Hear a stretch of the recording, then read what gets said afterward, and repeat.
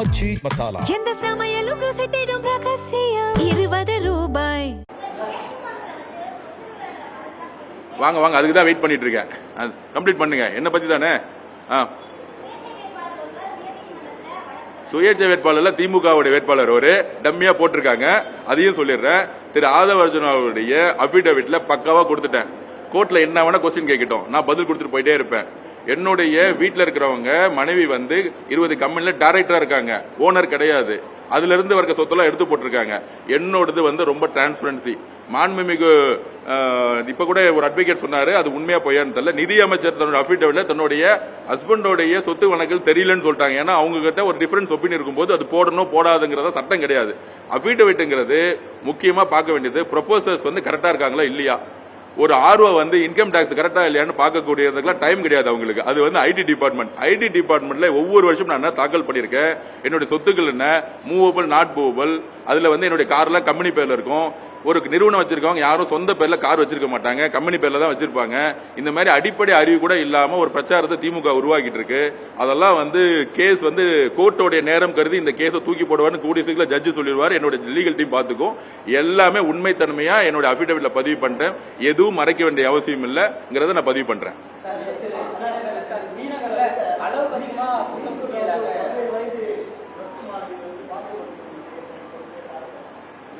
இல்ல அதுதான் சொல்றேன், திருப்பி சொல்றேன். நான் வந்து இப்ப சென்னை மட்டும் மாவட்டத்தில் இருக்க பொறுப்பாளராக இருக்கிறதுனால முக்கியமா நார்த் மெட்ராஸ் ஃபுல்லா எல்லா இடத்துலயும் டிராவல் பண்ணி பேசிட்டு இருக்கும்போது மீஞ்சூர்ல கற்பழிக்கப்படுறாங்க அப்படின்னா முக்கியமான காரணம் ட்ரக்ஸோட சேல்ஸ் அளவுக்கு அதிகமா இந்த ஆட்சியில் வந்துருச்சு. 5 வருஷத்துக்கு முன்னாடி சாராயத்தோட சேல்ஸ் இருந்துச்சு. ஆனா ட்ரக்ஸோட சேல்ஸ் அளவுக்கு அதிகமா போயிட்டே இருக்கு. அதனாலதான் பெண்கள் திமுக எதிராக இருக்கிறாங்க. 9 மணிக்கு மேல எந்த தெருவிலையும் போக முடியலன்னு வில்லிவாக்கத்தை சொல்றாங்க. அங்க இருக்கிற ஆர்கே நகர் போற அங்க சொல்றாங்க, பெண்கள் எல்லாம் பயப்படுறாங்க, எங்க பார்த்தாலும் புகை மூட்டமா இருக்குங்கிறாங்க. காவல்துறைக்கோ கவுன்சிலருக்கோ எம்எல்ஏக்கு தெரியாம கஞ்சா சேல்ஸ் பண்ண முடியாது. கஞ்சா சேல்ஸும் ட்ரக்ஸ் சேல்ஸும் பெண்களுடைய பாதுகாப்பையும், ரேப் நடக்கும், மர்டர் நடக்கும். இதுக்கு காவல்துறை வரைக்கும் முன்முயற்சி பண்ணல. ஏன்னா காவல்துறைகள் வந்து கை கட்டப்பட்டிருக்கு. கண்டிப்பாக ஆட்சி மாற்றம் வரும்போது ட்ரக்ஸ் இல்லாத கஞ்சா இல்லாத தமிழ்நாட்டை உருவாக்குங்கிறத நாங்க பதிவு பண்றோம்.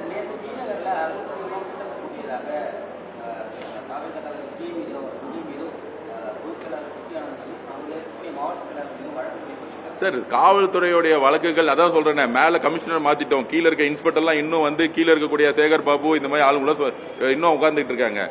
யாருமே கூட்டம் கூட்டல. அது அங்க இருக்கிற ஜேசிக்கு தெரியும், ஜேசி அவர்களுக்கு போக்குவரத்துறை ஒழுங்குபடுத்துறவங்களுக்கு தெரியும். நாங்க நேரத்தே அவர்கிட்ட பேசும்போது சொன்னோம், எங்களுது வந்து அன்ஆர்கனைஸ்டு மக்கள் கூட்டம், யாருமே கூட்டத்தை கூட்ட வர மாட்டோம். நாங்க திருப்பியும் பதிவு பண்றோம், ஸ்பாட்ல 100 பேர் இருந்தா போதும். ஏன்னா எங்க தலைவர் பேசுறது 5 கோடி பேருக்கு ரீச் ஆகுது. மக்கள் லட்சக்கணக்கான மக்களை காமிக்கணும் எங்களுக்கு அவசியமே கிடையாது. அதை வந்து நேற்று நல்லாவே ஒழுங்குமுறைப்படுத்திருந்தாங்க. ஆனால் காவல்துறை வந்து அளவுக்கு அதிகமான கூட்டம் 300 பேர் பர்மிஷனா அங்க 30,000 பேர் வந்தாங்கன்னா ஒவ்வொரு வீட்டுல இருந்து கிளம்பி வந்துருவாங்க. இப்ப நானே ஒரு தெருக்கு போறேன், என் கூட 10 பேர் தான் வராங்க. அந்த தெருக்குள்ள போகும்போது என் கூட 300 பேர் நிக்கிறாங்க. அதுக்கு நானா கூட்டத்தை கூட்ட முடியும்? குழந்தைங்க வந்துடுறாங்க. சோ அம்மா வரும்போது குழந்தைங்க வராங்க, அப்பா வரும்போது தங்கைகள் வராங்க. சோ இது வந்து குடும்பமா வரக்கூடிய நிகழ்ச்சினால ஒரு மக்கள் வந்து ஒரு மாற்றம் வேணும்னு சொல்லிட்டு பார்க்க வராங்க. அது வந்து தமிழக வெற்றி கழகம் வந்து திமுக மாதிரி 300 ரூபாய் கொடுத்துட்டு பக்கத்துல கவர்மெண்ட் பஸ்லயும் லாரியில கூட்டிட்டு வந்தோம். அப்படி இல்ல, எந்த ஃபுட்டேஜ் எடுங்க, உங்ககிட்ட தான் எல்லா பக்கம் சிசிடிவில இல்ல. அதுதான் சொல்றேன், பொதுமக்கள் இடையூறு ஏற்படுதும் கிடையாது. தேர்தல் நேரத்தில் தலைவருடைய பிரச்சாரங்கள் வரும்போது அந்த ரோடெல்லாம் எப்படி கன்னியாகுமரி எந்த அளவுக்கு வந்து பக்காவா பிளான் பண்ணி ஆர்கனைஸ் பண்ணாங்களோ காவல்துறையும் அப்படியே பிளாக் பண்ணிட்டா பொதுமக்கள் ஒரே இடத்துல வந்து உட்கார முடியாது. அதை வந்து கரெக்டா வந்து காவல்துறை கிட்ட பிளான் பண்ணும். நேற்று ஜேசி கமிஷனர் வந்து நல்லாவே எங்களுக்கு வந்து சப்போர்ட் பண்ணி கொடுத்தாரு. ஆனா கீழ் லெவலில் இன்ஸ்பெக்டர் லெவலில் சில இடத்துல வந்து தவறுகள் நடந்துட்டு இருக்கு. அதை நாங்க பதிவு பண்றோம். ஒட்டுமொத்த காவல்துறை மேல நாங்க பழி சொல்லவே இல்லை. நாங்க வந்து திருப்பி சொல்ல, கன்னியாகுமரியில் இருக்கக்கூடிய திருச்சியில் இருக்கக்கூடிய எஸ்பிக்களும் கமிஷன் நல்லா வந்து எங்களுக்கு சப்போர்ட் பண்ணி பிளான் பண்ணி கொடுத்தாங்க. ஆனா திருப்பூர் போகும்போது அவினாஷில காவல்துறை திடீர்னு விலகிட்டாங்க. அதுக்கு வந்து நாங்க அன்னைக்கே உடனே டிஜிபி கிட்ட நாங்க சொன்னோம். இந்த மாதிரி சில இடத்துல அரசியல் காழ்ப்புணர்ச்சியோட சில காவல்துறை அதிகாரிகள் இருக்காங்க. அதையெல்லாம் தான் வச்சுக்கிட்டு நாங்க வந்து பிரச்சாரத்தை மேற்கொண்டு இருக்கோம். எங்களுடைய முக்கியமான விஷயம் மக்களுடைய பாதுகாப்பு தான் பிரச்சாரத்தில் முக்கியம் நாங்க நினைக்கிறோம். தேங்க்யூ.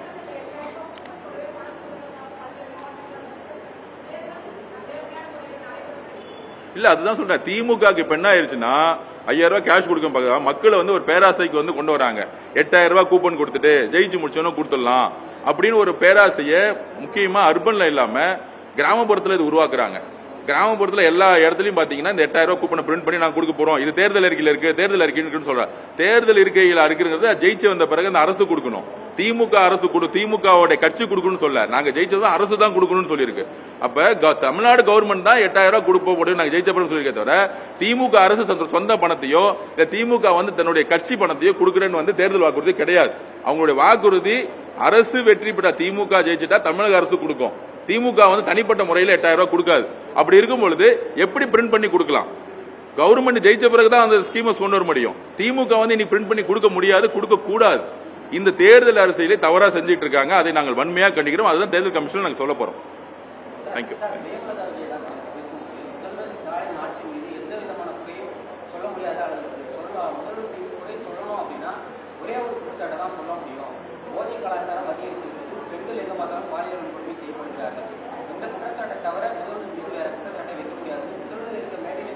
எங்க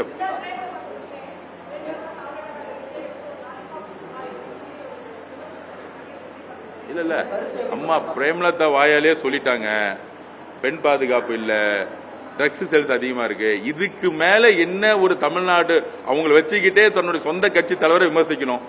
இதுல தானே தப்ப ஒரு பெண்கள் பாதுகாப்பு, ஒரு பெண்ணா இருக்கக்கூடிய பிரேமலதா அம்மா இது நடந்துகிட்டு இருக்கு. இதுக்கு மேல தமிழ்நாடு என்ன நடக்குன்னு நானே திருப்பி சொல்றேன். பிரேமலதா அம்மா யாருமே இல்லாம 12 மணிக்கு ஆர்கே நகர் நடந்து போயிட முடியுமா? நான் கேக்குறேன். அதை விட்டுருங்க. காவல்துறையில இருக்கக்கூடிய சகோதரி, கான்ஸ்டபிளா இருக்கக்கூடிய ஒரு சகோதரி 12 மணிக்கு நடந்து போயிட முடியுமா? தைரியமா? தமிழ்நாடு அப்படிதான் இருந்துகிட்டு இருக்கா? அப்ப அவங்க வாயாலே சொல்லிட்டாங்க பெண்கள் பாதுகாப்பு இங்க சரியா இல்ல, கஞ்சா சேல்ஸ் இருக்கு, ட்ரக் சேல்ஸ் இருக்குன்னு. இதுக்கு மேல ஓபன் ஸ்டேட்மெண்ட். எனக்கு தெரிஞ்சு அந்த கூட்டணிக்கு போன ஒரு படம் வந்துச்சு. என்ன படம்? அது ஹிந்தி படம். ஒரு ஹிந்தி படம் வந்துச்சு. பாகிஸ்தான்ல போய் ஒரு உளவாளியா செயல்படுவாங்க. துரேந்தர் நான் பாக்குறது இல்ல. எனக்கு தெரிஞ்சு திமுக இருக்கக்கூடிய துரேந்தர் அவங்க நினைக்கிறேன். சோ இன்னைக்கு கேப்டன் அவர்கள் கட்சி ஆரம்பிக்கும் போது என்ன கொள்கைக்காக ஆரம்பிச்சாரு? இந்த திமுக தீய சக்தி குடும்பத்தையும் ஒழிக்கணும்னு. அதுல இருந்து விலகி அண்ணன் மு க ஸ்டாலின் அவர்கள் முதலமைச்சர் ஆகணும் பேசுறாங்க பாத்தியா?